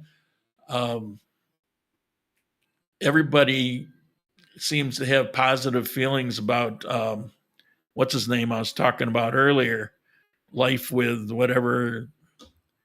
I don't even remember. I barely watch it, so it's not top of my mind. He seems like a nice guy, and I don't think he intentionally does anything to mislead, but his videos can be misleading because he very often doesn't have information. I watched one where he's in a coffee shop just recently.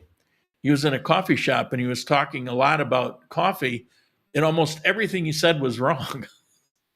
He didn't know any better. Life with David. Yeah, thank you. He didn't know any better. I mean, I don't hate him for it. The problem is if you have people watching and they're getting information about that coffee shop, that area, the things he was talking about, it was completely wrong. And because they'll have confidence in him, because of things that he knows, he's honest about. But he'll talk about things he doesn't know as if he does know. And so then people are getting all this information, and I try not to do that. That's why I do a lot of caveats.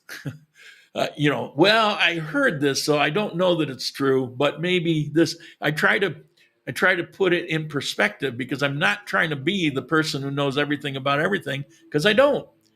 The things I know about, I stand firm because I've done my homework and I know. But I also misspeak once in a while. But very often I'm like you. If you're having a conversation, you heard somebody told you such and such. Except I try to disclose that. I try to remember, okay, somebody told me that. I don't know if it's a fact, but it could be, so I'm throwing it in here. You don't see that a lot out there. People want to own it as if it's real information. And I don't mind watching Life with David. I just see it even with him and with his good intentions. It happens because he doesn't build into it his caveats. In Afro Ahira, I mean, the stuff that she does, it's so raw, it's so there. She's not well, one, she's Colombian talking about Colombia, but she also is she's not shy about showing the gritty underbelly of things. And I really appreciate that a lot from her. It's like she's figured out some time ago that if she acts a little sexy, if she shakes her butt to the camera or whatever, that her her contributions will go up. Good for her. I don't blame her. She's a pretty girl, and it makes me kind of smile when that happens. She didn't used to do that, but she does it now because she has learned, because people would comment and give her extra tips and things like that. So it's that's all well and good, but She's not lying about anything. I would say 90% of YouTube channels are biased. That's why I like channels like yours, Life with David and Afro Wahira. Um, Thank you. I appreciate it. I try. I try to be, because that's what got me doing these to begin with, is people that made life-changing decisions, two that I met within a week's time, that were having huge problems because they made life-changing decisions based on crap information they got from the internet. And I looked at that stuff, and it's like, it was blatant lie. And these people believed it and just uprooted themselves and moved to Cuenca, Ecuador. And we're crying, because they didn't know how they're going to put their life back together.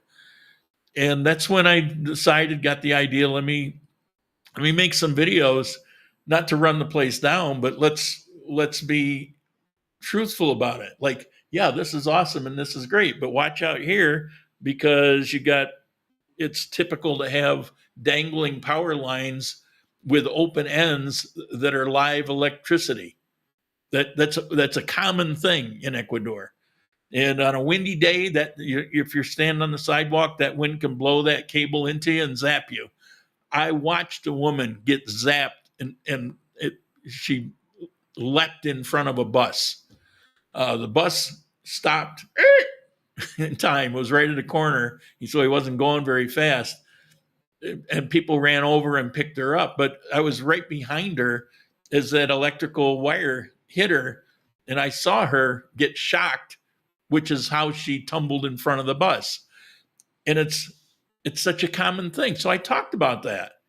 I'm not running the place down. It is what it is. You just accept it for what it is. The water there that's never taken care of. If somebody, I've talked in videos before about, if you come here, understand that they don't do any sort of water management. Year after year, if you live in this particular area, you're going to be flooded. So don't live in that area unless, you want to get flooded twice a year. Things like that. Just be honest about it. Don't pretend that those things don't exist.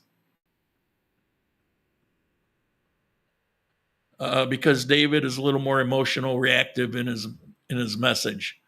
I don't know. I would like to meet him, maybe, because he seems like a decent guy. I'm not running his video down. I'm just saying that even with a guy who seems to be very legit and very honest, and he's diligent about what he does, even he falls into that thing about, he feels compelled that he has to give. He's there, he's doing it, he passed that information along, but he didn't do the homework to be sure that it was accurate. In most things that doesn't come up, but like I say, the coffee thing is an example where that happened. And then you had horrible people. There was an Asian guy that would go around and he was just a mercenary. I don't want to get into that because there's a whole bad story about him. I also like Afro Wahira's other channel, Speechless Maya. I can't watch it. I don't hate it. It's almost like it's a little too artsy for me. I got other things to do. I'm busy, and if I'm going to watch it, one of the things I enjoy about her is listening to her talk and laugh. And in Speechless Maya, it's not there. Well, if it's not there, then I don't know. It doesn't get me, but I can see where to other people that could be a very attractive channel.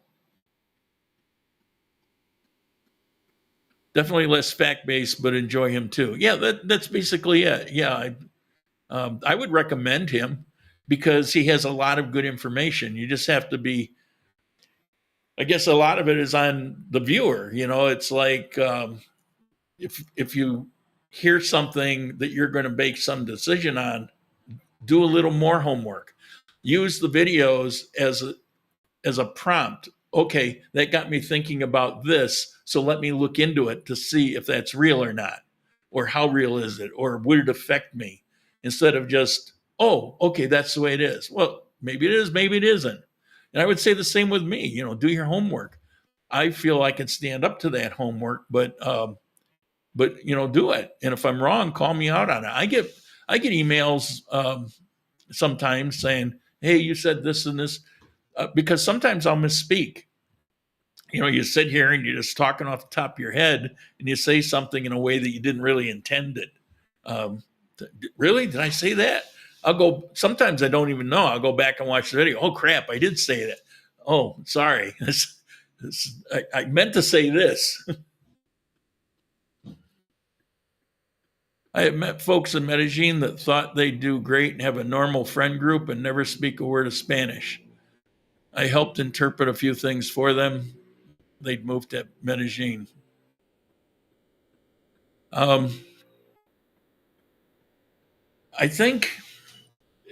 personally think you can get along fine for a period of time without knowing any Spanish.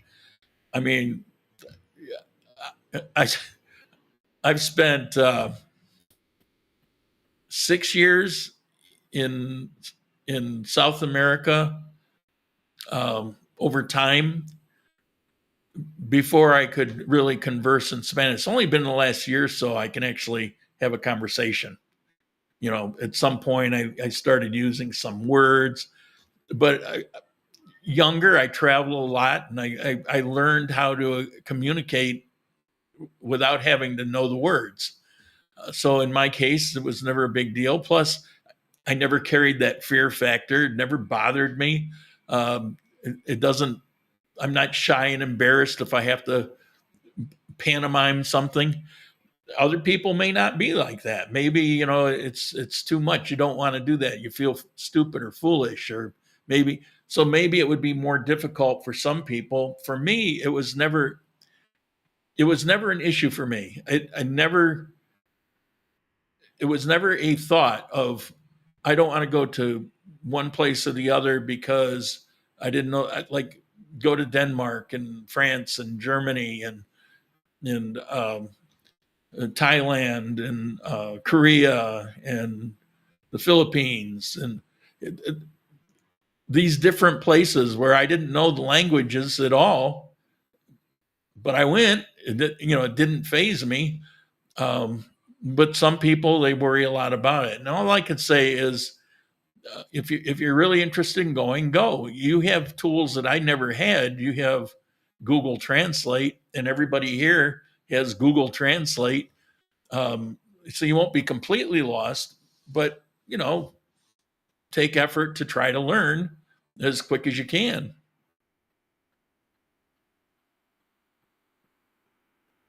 David mentioned going to Armenia in his last video. Reach out to him. I don't bother other people. Plus, I tend to be antisocial. If I ever ran into him, that would be fine. But I'm awkward socially. Anybody that knows me knows that. And I'm very particular about people I hang out with because they're understanding of my awkward social skills.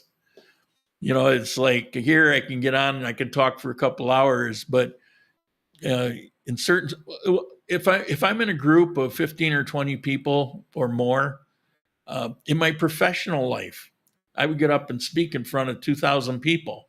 But you put me in an after party with 30 people, and I could take 15, 20 minutes of it, and it was like my skin would start to crawl. I would practically run out of the place. I couldn't take it one more minute.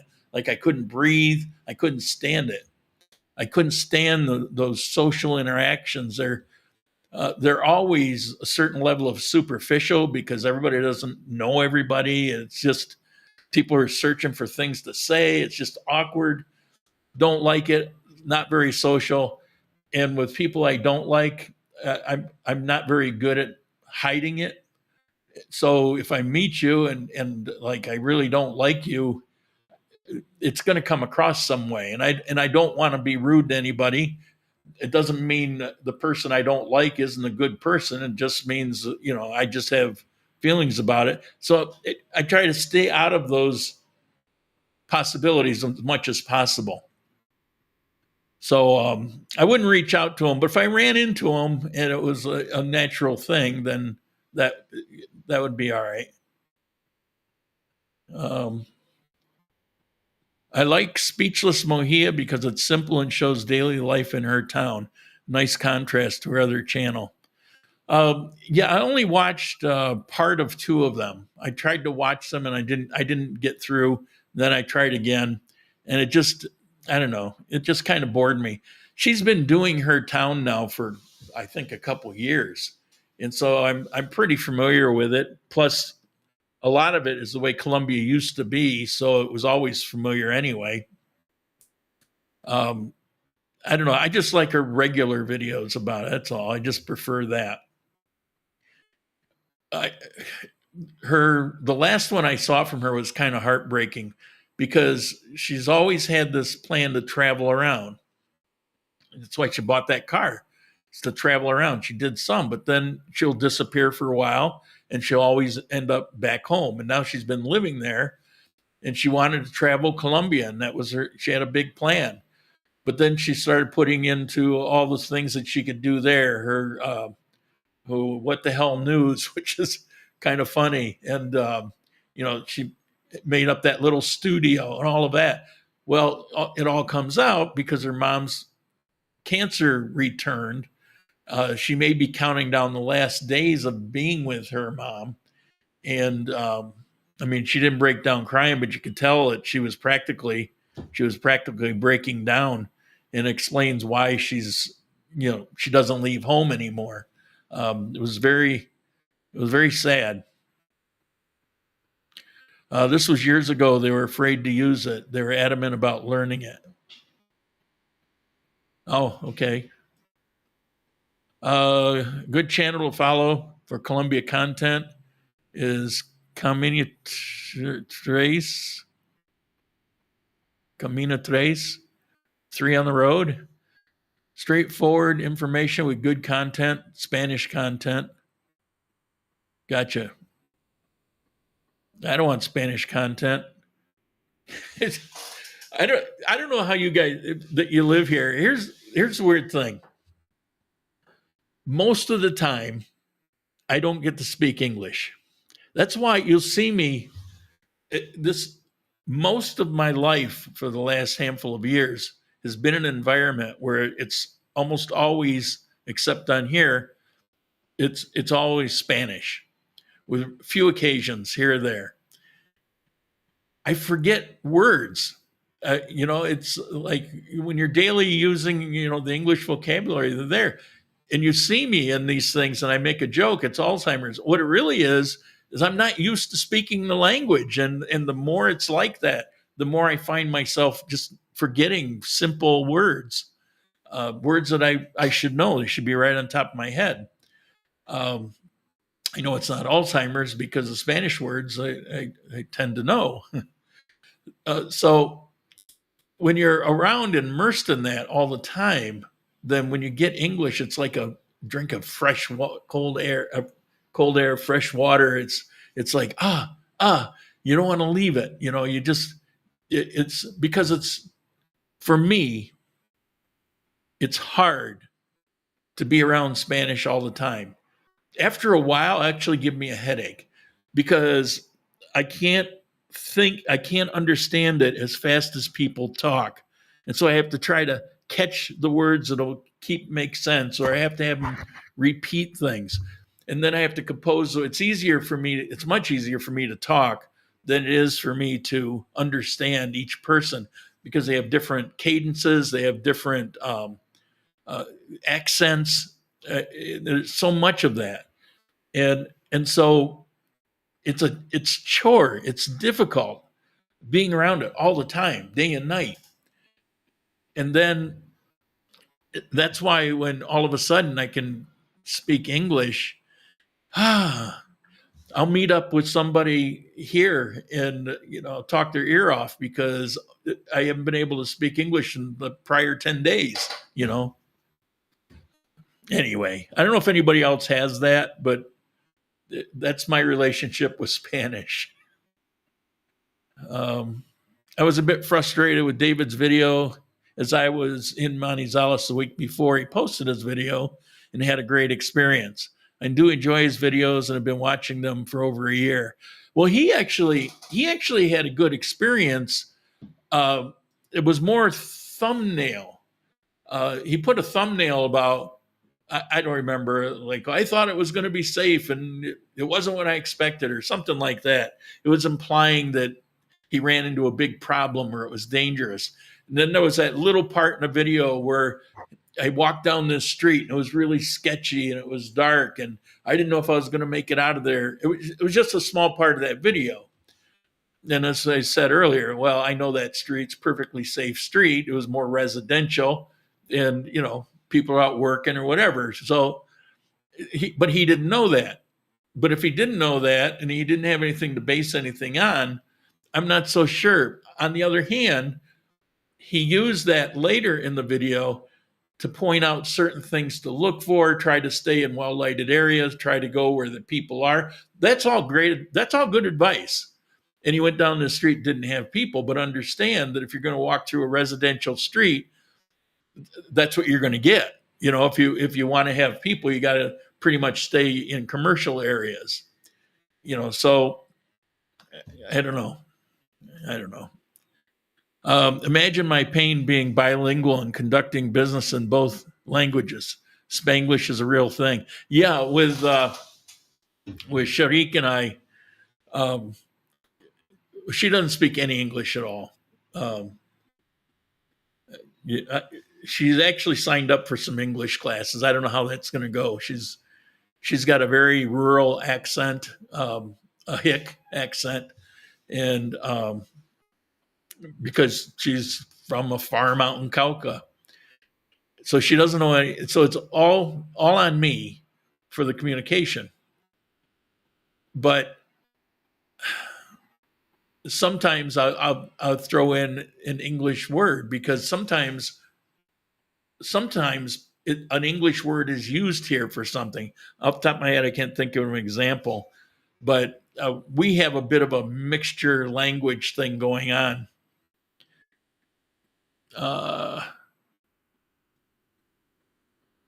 Armenia. What's Armenia? What's Armenia? All right. We did the time. So I can hang it up here. I'll give you, if there's anybody has any question or comment, feel free. If anybody wants to come on this channel on Sundays or on these things for this month while I have to do this, let me know and I'll hook you up a link and we can have a live conversation. Look at locals from now to the end of March, my locals. You'll see it on the on Rumble at the bottom of the video. It'll have a little red thing that says join. If you click on that, it goes to locals. It'll want to charge you to go there. But if you use the code INSANE, it's free. So you're welcome to join. Check it out. I mentioned this last time. I'd like to get 5 or 6 people in there so I can actually experiment with some things to see if it's worthwhile putting time into it and having people part of it. Because I would like a place where I could talk about things that are protected from the general public. Because of my visa, things in general, where I can talk about things that it's not like they're bad, they're terrible, but there's some things you just don't say in general public and can create problems. I would like a place where I can be straight up 100% on some things without it coming back and killing me because I was. And so this is potentially it. So if you use the code INSANE, you can join for free. If before the end of the month of March, I get 5 or 6 people, I'm going to try a few things and we'll see if it's worth continuing. Thanks for the Finland portion. It was great. Even though I had you standing up with the national anthem. Yeah, it was it was a last minute thought. Well, what is the national anthem? Let me check that up. And that particular version was played by the the U.S. Marine Corps, the U.S. Marine Corps band. So I saw that and I go, no, I definitely have to play that. Okay, we're gonna end it here. Thank you so much. You guys carried me through with those questions because I was stuck at 20 minutes to go. I had nothing left. The tank was empty. And you carried me through to the point where we actually went 15 minutes over, which all helps because I need 30 hours by the end of the month. So thank you very much. I will be back Tuesday and Thursday. Yesterday I had to do something. That's why I put it off to today. I hope you like the little AI chick holding up the sign that let everybody know that if they looked. And anyway, I'm also coffee time, our typical usual coffee time this Sunday, and I have a new guest. I have to let Dan know he won't be on, but I have a surprise guest, and I think that'll be interesting. And that's it. So we'll see you Sunday. Ciao.